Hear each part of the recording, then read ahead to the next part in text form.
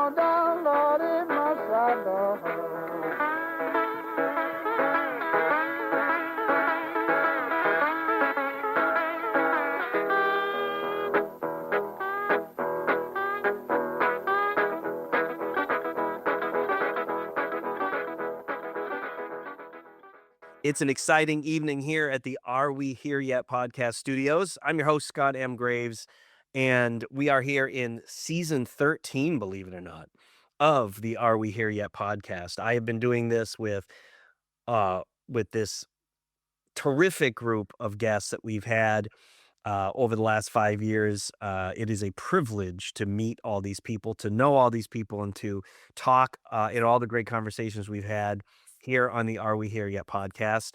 I am honored, thrilled, enthralled, all of the right adjectives tonight.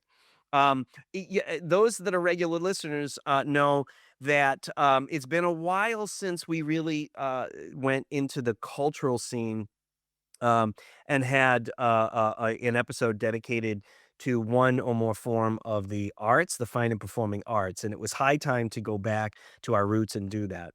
Tonight, we're going to be talking about the genre of hill country blues. It's because not only is it interesting as an aesthetic, as a musical genre, but also the stories behind the evolution of hill country blues, the place on the map it is from. Of course, as you know, if you are a regular listener, that place and a sense of place is very important to us here at the Are We Here Yet podcast. All these reasons and more, we need to have this conversation about the hill country blues. I'm doubly excited tonight because with us in the virtual studio is a name familiar to you if you have been a longstanding listener to the podcast. Joshua Michael Stewart is a writer. He is a musician. He is a great creative thinker of our time. He is a warrior poet. And you'll remember the last time he was on the show was quite some time ago, 3.5 years ago, when we celebrated Jack Kerouac's 100th anniversary birthday. But Joshua Michael Stewart is with us again tonight to talk about the hill country blues. Joshua. Hi, thanks for having me. Yes, and now we're just gonna talk all over each other like we normally do, and, it is what it is, what can I say? But, it is a pleasure to have you here this evening. Before we get knee-deep into the weeds of hill country blues, I just wanna mention, that, you've got a book that recently came out, and could you talk to our listeners a little bit about that?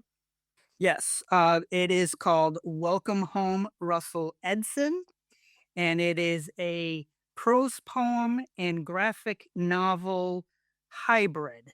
Russell Edson is known as the godfather of the American prose poem. He was heavily influenced by the French surrealists, as many prose poets are. So a lot of his prose poems are quite bizarre. One of his most famous poems is about a talking toilet, and um, and he passed away in 2014. And his father was a famous cartoonist. So I and illustrator Brett Herholtz have for years been wanting to do a project together, and it just made sense that this would be the project that we would do. So one half of the book is a graphic novel about Russell Edson coming back from the grave to have a dinner party with family and friends.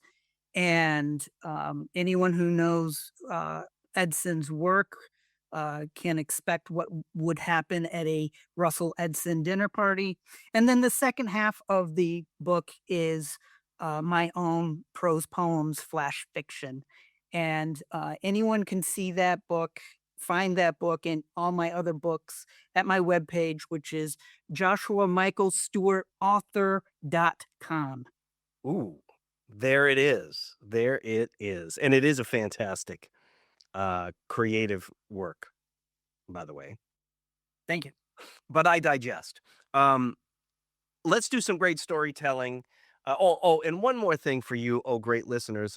All of the music that you'll hear and hear us talking about tonight, we are going to have that full playlist, a link to it on the episode page for those that want to, dive right in to Hill Country Blues. But I wanna do some great storytelling, which I know you're excellent at, Joshua. So, maybe we'll start with you telling us a bit of the story of the place from which Hill Country Blues hails from. Set the scene and the greater context for us of the sorta life and society that went into the evolution of the Hill Country Blues. Okay, well, Hill Country Blues is called Hill Country because it originated in a very, very specific place, which is in the northern mountains in the northern hills of Mississippi. Everyone is familiar with Delta blues, which is in the South Delta of the state. But the North in the mountains has its own genre, which is called Hill Country Blues. Um, it is it's has very percussive rhythms. Um, the guitar riffs and are very grooved bass.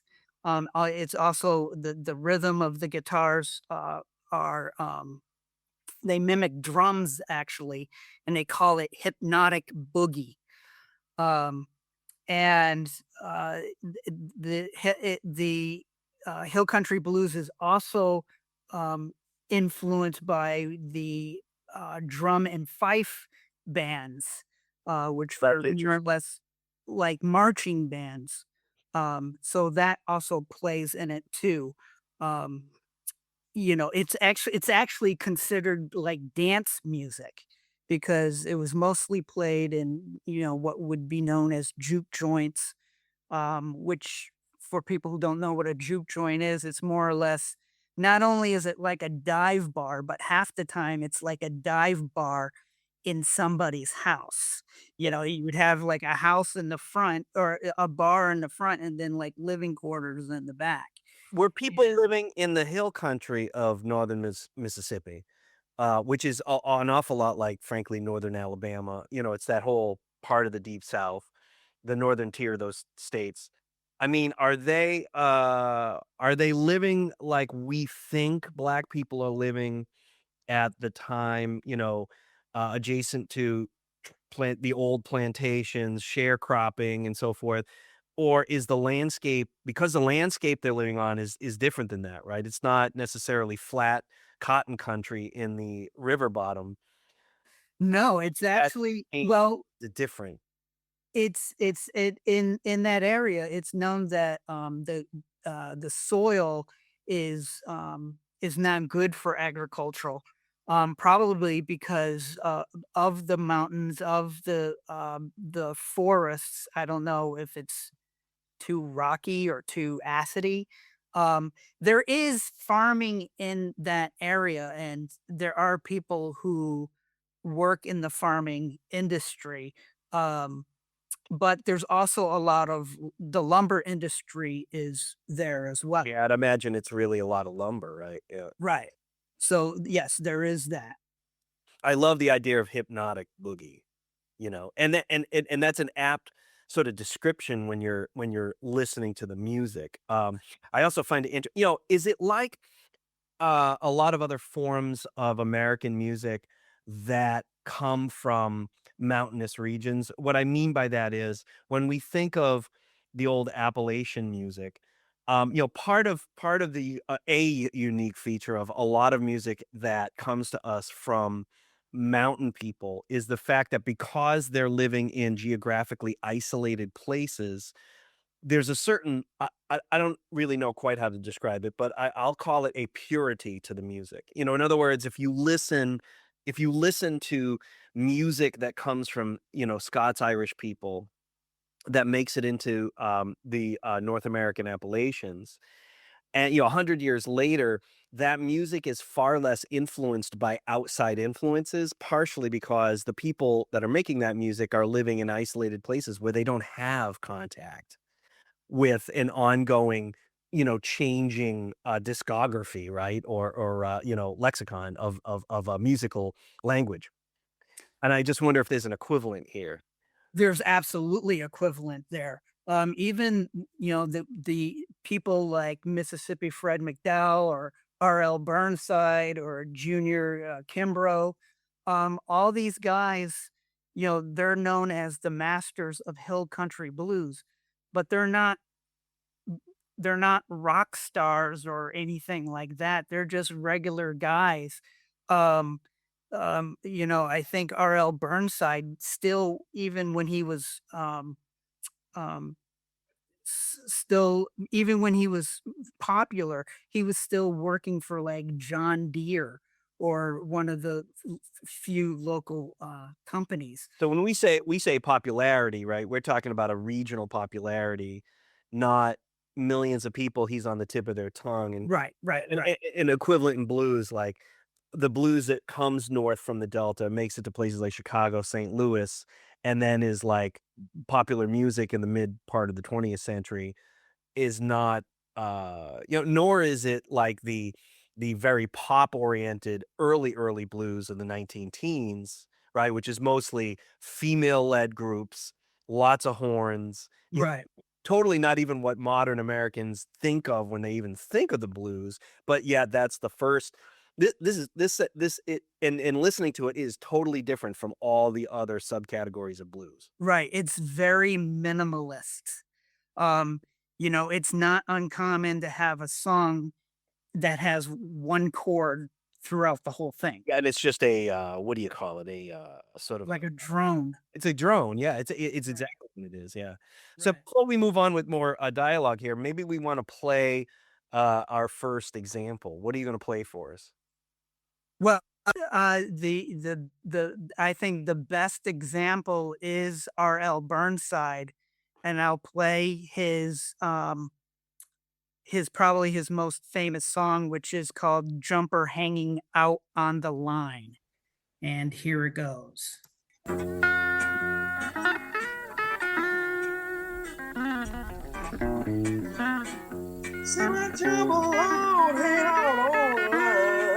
And you can hear that percussive guitar riff. Completely. Kind of music that you don't need anybody on. This is one that wrote myself. See my jumper hanging on the line. You also get that drone. Yeah.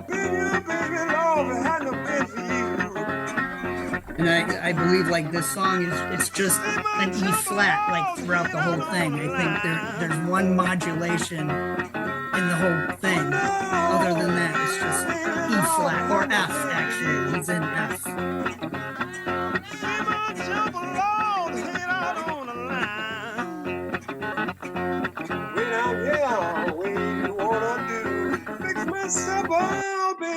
Let me go to bed.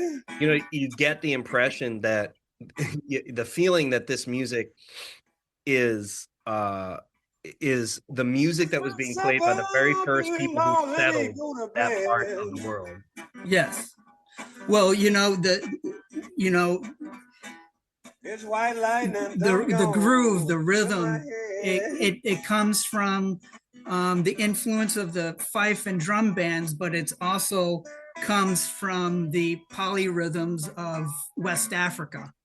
So it's that perfect gel. Yep. Yep. And like this song, this actual recording, I think, is in a juke joint because you can hear people in the background. But It's dance music. Great example. And that's R.L. Burnside. Now, when was Mr. Burnside operating? Until recently, he just passed away. I don't remember exactly when, but like within the last 5 to 10 years. Um, and I know he was performing in the 70s. He wasn't he wasn't he wasn't in the early days. He wasn't like in the 50s or 60s, but or if he was in the 60s, it was like the late 60s. And I just learned this. He's actually an in-law to Muddy Waters. Like Muddy Waters like ended up marrying his cousin or something like that. And so in the late 60s, early 70s, he hung out with Muddy Waters.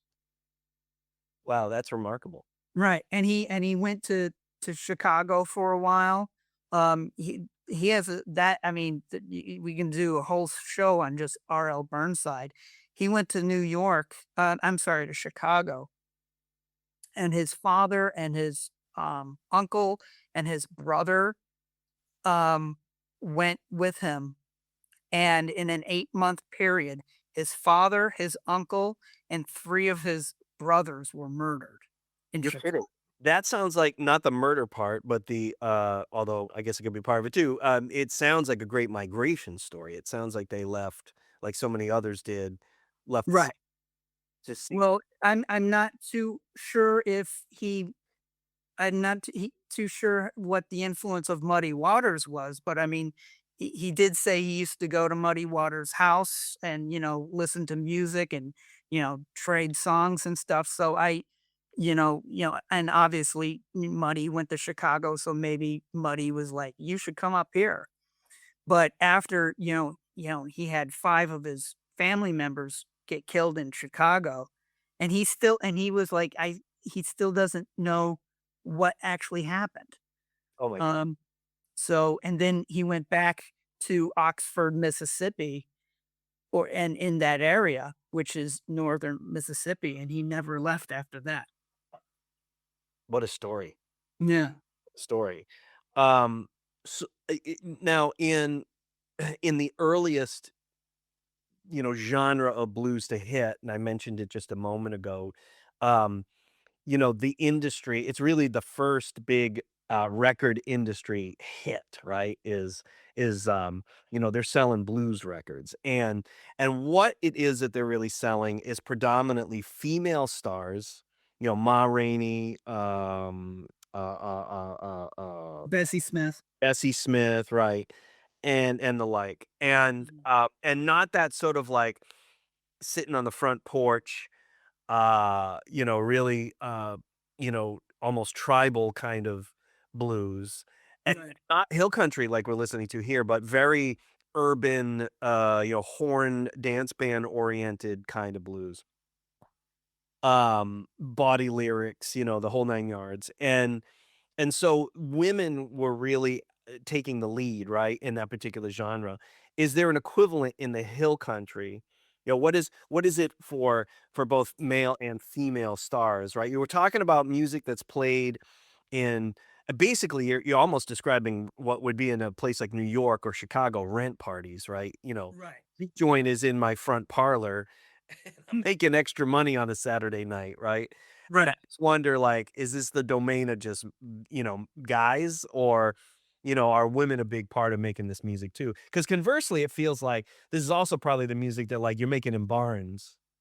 You know what I mean? You're getting together. When you were first turning me on to this, we should mention for our listeners, there's some great video footage. I think it must be from the 70s or early 80s, that sort of documents people in the hills at that time making this music. And it's just people getting together to make music. Right. Right. Well, like you can go on YouTube, and I mean, this is how I got into this type of blues.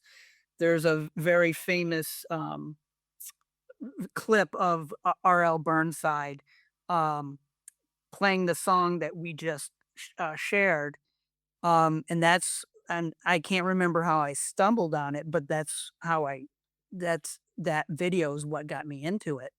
And I was thinking today how it's funny, like you and I have been, fans of blues music for since we were kids, so for like 30 years. But even for us who are avid listeners, this genre was kind of like hidden to us. And it's only been in like the last 10 years we really discovered it. Well, let me ask you, when we listen to Bo Diddley, are we really listening to the hill country blues? And people that are the likes of a Bo Diddley? Because when I listen to that kind of early rock and roll, having listened now to a fair amount of hill country blues through you turning me on to it, I feel like, oh, Yeah. I've been listening to this. It's just no one ever pointed out, yeah, this is a whole other thing. Right, right. No, I think you're right. It's clearly influenced and I never even thought of Bo Diddley, but obviously, yes, with that Bo Diddley groove. Um and even like John Lee Hooker, who is known as Delta blues, but you listen to a lot of his stuff. Glad you brought him up because I'm just thinking like everything I that comes to mind when I'm thinking John Lee Hooker. You know, Right, it's, he just all has this very percussive backbeat rhythm, right? right, It's like doesn't stop from the beginning of the song until the song ends. right. A- and there aren't maybe slightly more complex harmonies than we've listened to so far tonight. We've listened to very little, but still it very very much in keeping, I feel like, almost with the hill country blues, not so much with urbane sort of blues. Right. Well, the thing that makes me think of it is his song "Boogie Chillin'," Yeah. um, Yeah. which is it has that groove and it's own it has that hypnotic boogie to it.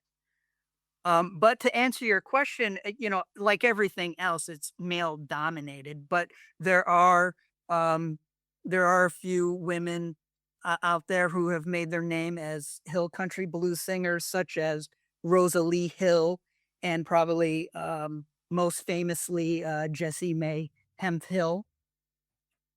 So those are two examples. Cool. Do we have some samples to listen to? We do. So let Let's me. let it play out a bit before we Okay. start talking over it first. Okay. All right. So this is Jessie Mae Hemphill with her song Streamline Train. I said, train, coming round a bend.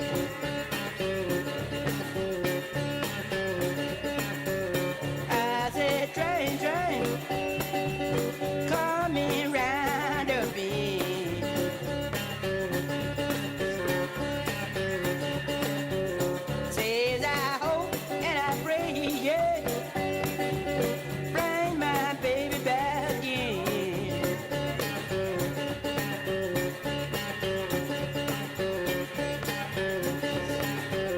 Say that mean old dreamland stole my baby from me.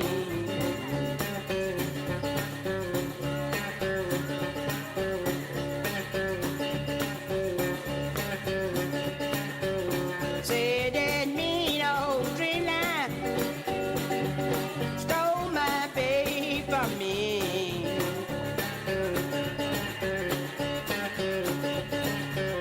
Says I hope and I pray, yeah, bring my baby back to me.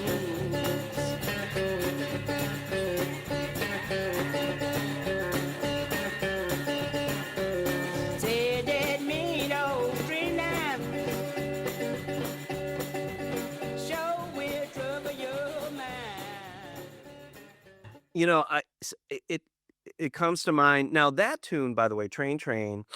Those that are fans of the band will know that that's one of the tunes that's on their 1976. The Last Waltz, and that tune came to them, I think, from their early days with what's his name out of Arkansas.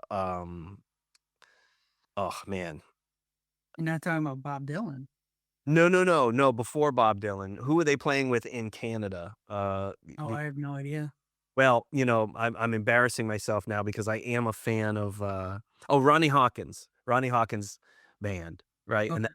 that's how that tune came to them. It's just interesting how these tunes, right, in American folklore move around, you know what I mean? Right. They found it, and but they would have found it in the sharecropping flatland area of Arkansas, which is opposite on the river opposite and a little further north from what we call the Mississippi Delta, which really isn't a delta, right? It's just the length of the Mississippi down the western spine of the state of Mississippi until you get to the bottom, and then it goes into Louisiana. And that whole area is flatland, bottomland, very rich soil, cotton country on both sides of the river, right? Where you had the majority of plantation style uh, uh, um, agriculture. And before that, at least in the northern tier, like you're saying, and along the Yazoo River, you have first logging, right? There is swampy area, but heavily, heavily, heavily wooded. You couldn't walk more than 5 feet, in the woods, bramble and large cedar swamps and so forth. And they cleared it of all of that. And then the next step was, draining the swamps, controlling the river, the Yazoo and the Mississippi, and then that becomes bottom country agriculture by the 1880s, 1890s. It's deep, deep in sharecropping country, right? Right. But it's interesting just how this all you know music travels. Right. Well, listening to what I kept thinking is about how, like, you know, the more things change, the more they stay the same. You look at, either it was, I'm sure it wasn't influenced directly, but indirectly, you look at like hip hop, and like how hip hop and this relate. Hip hop, harmonically is very stripped down, very simple, almost, it has one chord throughout the whole thing, and that's about it. You have these very percussive rhythms. Um, in hill country blues, you will often hear, like in that song, you hear like a 3 or 4 note motif that just keeps repeating and repeating and repeating throughout the whole thing. You hear that time and time again in hip hop. It might not be a guitar, it might be like, a bagpipe or whatever thing, but it's this three or It's four there. note It's there. motif that just keeps going and going. Mm. Um, a lot of the lyrics are chant-like and, rhythmic as that way, and in a sense, you can say that could be related to, like, the hip hop rhymes.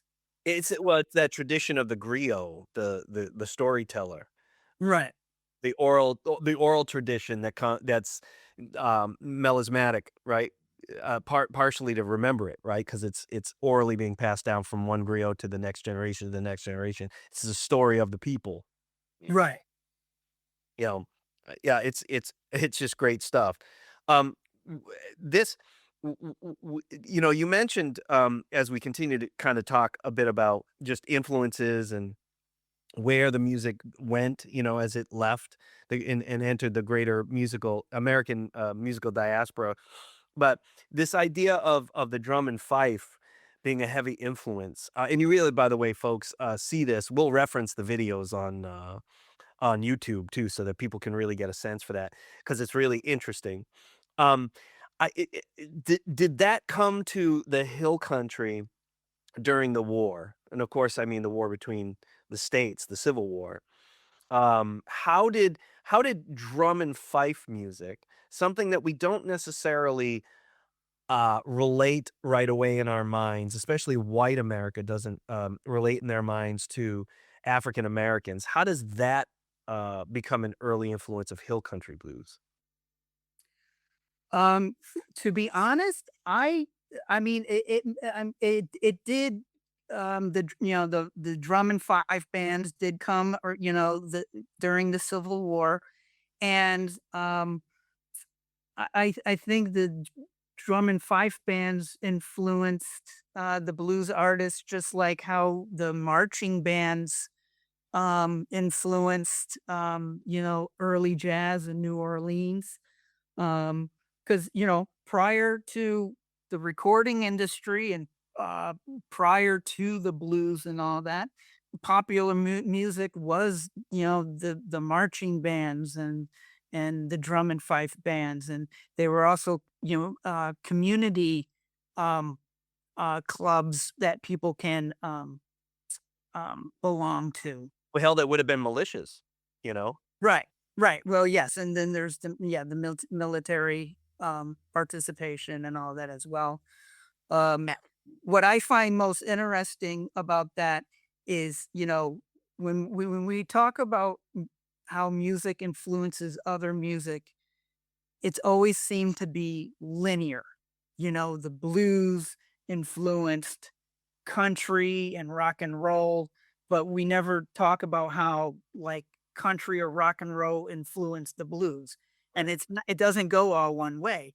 Yes, the country blues had the polyrhythms of West Africa, but they also were influenced by the drum and fife bands that originated in the British Isles and not, throughout all of Europe. Yeah, it's a Eurocentric phenomenon. Yeah. Right.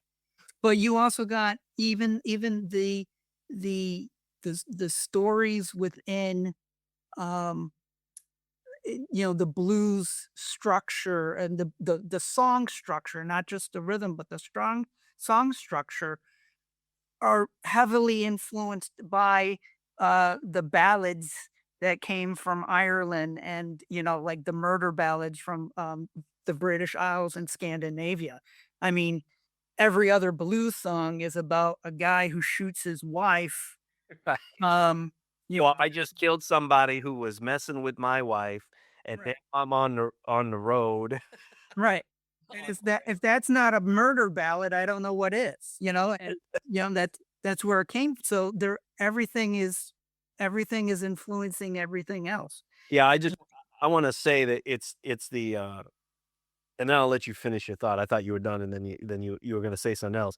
Just this part of the country that we're talking about, right? Where the deep South meets the Ozarks, meets the river, meets the border states just north of there, and then the mountains of Tennessee and so forth. Like, it's so ripe for as much as we say, oh, these people living in hollers and they were kind of isolated.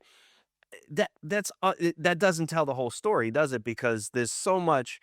When you really analyze the music of this place, there's so much cross-pollination that in fact was happening. Right. Well, it's even like Robert Johnson, right? Robert Johnson was in Mississippi, but he was also known to have family in Texas and had family in Arkansas, and he went traveling to all those places, and it was known that Johnson and all his contemporaries, they used to trade songs and guitar licks with each other and all that. That's why you hear one song from Robert Johnson and he'll have a lyric in it, and then like Lonnie Johnson would have the exact same lyric in a different song because they kept trading things. So, and that cross pollination, I think, is a wonderful thing. I think it brings people together. you know um there's always this talk about this group stole from this group, and and that happened, but um a lot of it was shared, and I think it just made everything far better, culturally wise for everyone. I think we get into that conversation when we talk about the business side of music, right? Right. If you're alluding to the 1950s, early 60s, where, white performers were making more money than black performers, in many cases, playing the same songs, Right. that we knew were marketable. They just became that much more marketable to a mainstream middle class white audience when a white guy or a white gal was singing it, performing it. Although even in that case, we have to be clear that, for instance, the big one, Elvis, right? You know, Elvis himself was not performing the music and attempting to take advantage of any African American person. You know, that was not his intent because he grew up he grew up poor and was amongst African Americans and grew up with the music of the African Americans around him in West Tennessee, and by and large was making that music as an homage to the people that he knew. It was the music that he knew in the first place, and it was the people that he knew. And so that's why he was performing that. But of course, on the business side of things, you know, business people, and this goes back all the way to those 19 teens that we were talking about, right? Hey man, you know, let me tell you something. I'll give you $10 if you just sing into this little horn over here Right. about that. Twice what you make in a month just for singing your song. So I can take it back to Wisconsin or New York or Chicago or wherever I'm going to take it and make a record and make millions of dollars. That too is also a story of America and a story of the blues and a story of American music industry Right. at the dawning of the modern record business. And so we just, you know, it's not, it is what it is. We just need to tell the story the way it actually happened, I guess. Right.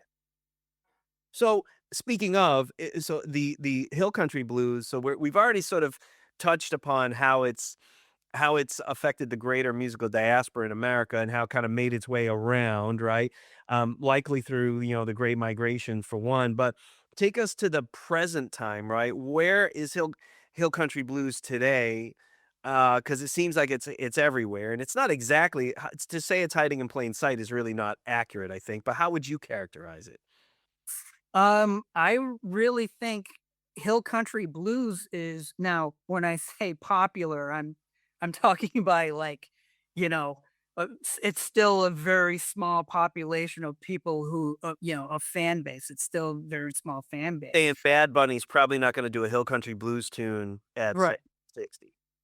Right. But with that said, I think hill country blues is as as popular as it's ever been. There's the band the Black Keys, which is a very popular group from Akron, Ohio, by the way. Oh, really? I didn't know that. Yeah, they're originally from Akron. They made an album that is all hill country blues cover songs. Wow. Yeah. So there's them. Hank Williams Jr. He just released an album last year or maybe the year before. You just saw a video of that too, and he pays an homage right at the start of the tune to R.L. Burnside. Yes, he does. Yeah, and In a very hip hop like fashion. right. And there's a guy named Kenny Brown who's still playing, and there's even a group called the Rising Star Fife and Drum Band, which is a contemporary drum and fife band. And, so even that is popular. And lastly, there's the Northern Mississippi All-Stars.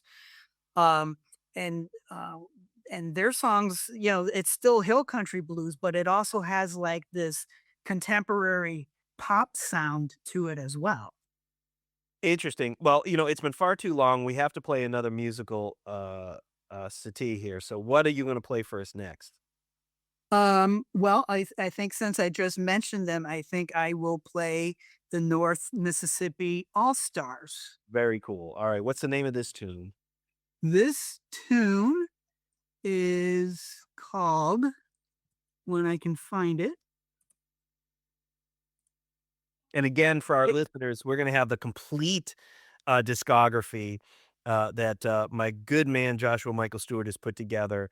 I'll link directly to it on Spotify, I believe, on the episode page. Okay, so this is the North Mississippi All-Stars with their song, Meet Me in the City.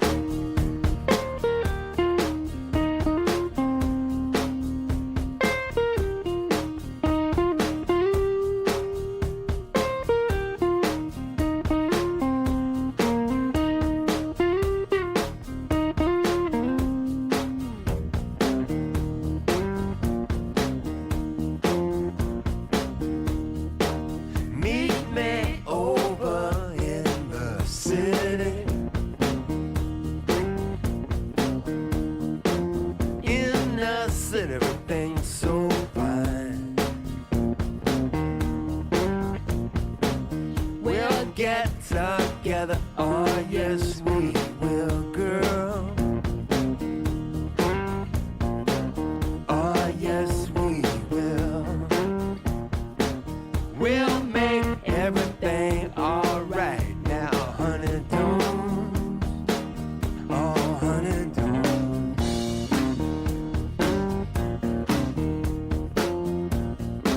So please, please don't leave me right now, girl. 'Cause right now, oh no, no, no.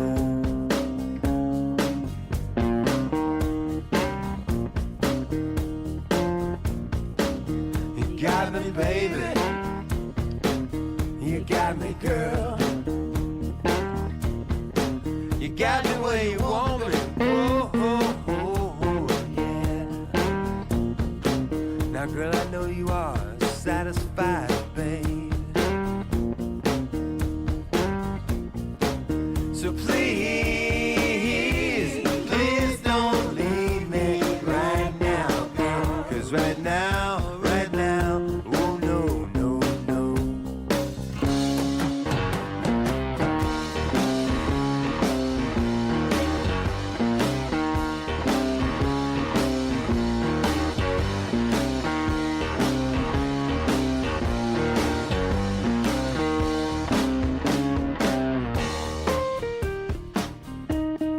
Yeah. Yeah, You know, it's it like shows kinda how lay back with a beer and something good to eat, right. relax on a Saturday night. Right, and it shows how it's been developing and changing. Like that song has it still has that groove, still has that hypnotic boogie, but it also has more modulation in it and it has more harmonies in it. That's right. Yeah, that's right. That's right. And definitely, you know, the influence of the drum and fife, the two step, right? Everything is Right. there's a duality rhythmically there, you know, that's really great. Um, well, to wrap things up, any parting words regarding the Hill Country Blues? Why people should be listening, what they should be doing? Uh, well, they should be listening to it because it's just great music. Um, People should also check out an artist by the name of Otis Taylor, um, because like hill country blues is a subgenre of country blues. Otis Taylor has made his own type of blues, which is called trance blues, which is even more obscure than hill country blues. Um, and it's even um, more minimalist. He uses more like drum loops and things. Even Jeff Beck, um, before his passing, was getting into trance blues and doing recordings. So that's just a whole nother thing to explore. Very, very cool. Well, before we let you go, dear listeners, I also, you know what we forgot to mention in the beginning is congrats to my guest, Joshua Michael Stewart, who is the 2025 to, I believe, 2027 Massachusetts Beat Poet Laureate. I am, yes. It's almost like, can you, are you allowed to speak to lowlifes like myself at this point? What happens, you know? Right. I like the fact that it's for 2 years. Yes. Yes, I don't know what happens after 2 years then, but we'll see. So does this mean that you traveled the state, getting drunk and speaking in tongues at poetry readings, or what exactly is your responsibility as the Beat Poet Laureate? I got a plaque, and I think that's about the extent of it. I love it. Right. Basically, I can It is. whatever I wanna do with it is what I do with it. Well, you know, congratulations nonetheless. It's always good to be recognized as an artist, you know? Yes, thank you. Good to know somebody out there is listening, reading, and finding what you're doing insightful, right? Yes. Folks, we hope that you enjoyed this episode of the Are We Here Yet podcast, talking about the Hill Country Blues with my good friend, Massachusetts Beat Poet Laureate, Joshua Michael Stewart. And once again, you can find all of our references and a full discography, actually. There'll be a link to it and also some videos to reference explaining the Hill Country Blues experience on smgravesassociates.com/podcast. Fantastic to have you here. We hope you enjoyed this episode, and thank you for listening to another Are We Here Yet episode.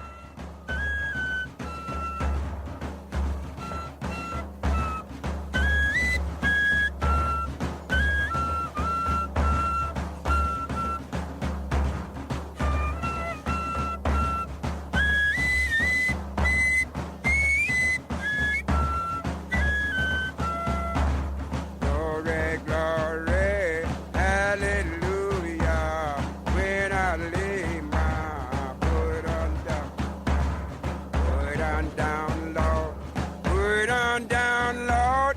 When I lay my burden down, I'm going home to be with Jesus. When I lay my burden down, I'm going home to be with Jesus. When I lay my burden down, will be glory, hallelujah. When I lay my burden down, will be glory, hallelujah. When I lay my burden down.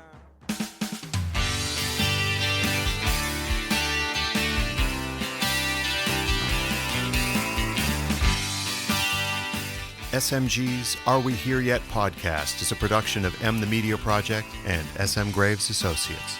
Learn more at smgravesassociates.com.